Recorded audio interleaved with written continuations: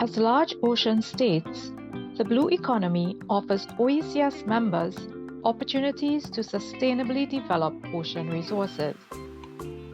Marine spatial planning is an important tool for the delivery of a sustainable blue economy.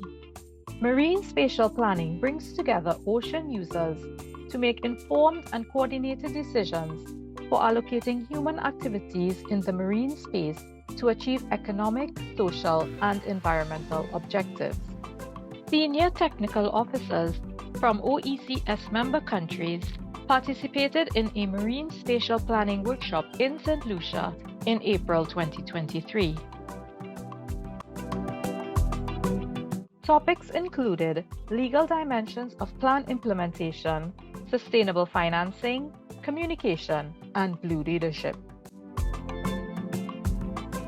Interactive sessions facilitated sharing of experiences and jointly exploring options to progress planning across the region.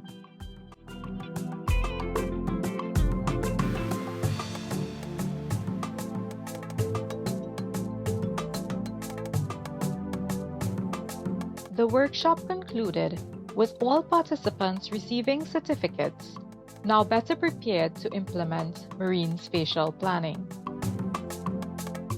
Welcome to this third roundtable on the blue economy.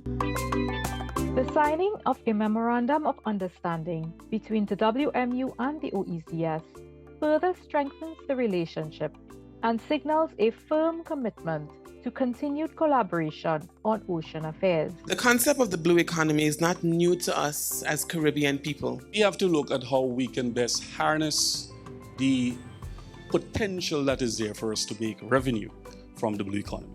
The World Bank in a 2016 study estimated that the ocean economy in the Caribbean alone generated gross revenues of US $407 billion. So I'm very happy to be signing this new MOU with the WMU. At a near 99% of our total space, the ocean is a significant pillar to sustainable development, resilience for a better life for the people of the OECS.